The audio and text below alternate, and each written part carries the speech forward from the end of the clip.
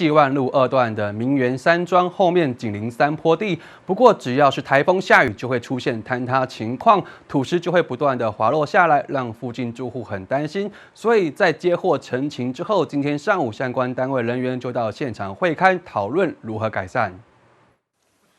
这后面的这一大片山坡地，住户说前一阵子下大雨，又有土石滚落下来。这里是西湾路2段明园山庄后方的山坡地，因为整个坡度很陡，几乎呈现90度，所以几乎只要下雨，树木都会伴随着土石滑落。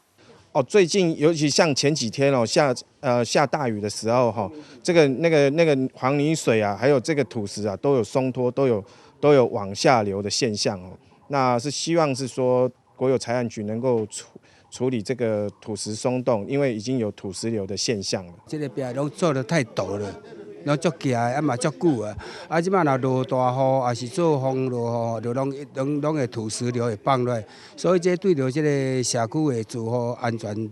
真危险的。在之前已经有发生类似的状况，虽然有改善，不过前一阵子下大雨，土石又松动，再加上紧邻住家，也担心有安全上的疑虑。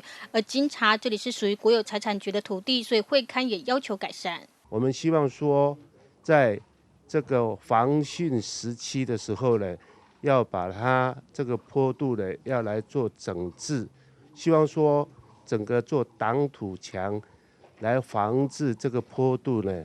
这个土石流，整个危险性的话，变成说已经有造成这种龟裂的情形出来。那现在我们就是说，再协调看10%这边的地主，这边如果说同意书他可以出来的话，那这边我们再找看相关单位，看哪个负责单位可以来完成这个工程。 是不是由国有财产局委托公所改善？接下来将再安排会勘，进一步讨论该怎么巩固这片山坡地，让社区居民住得安心。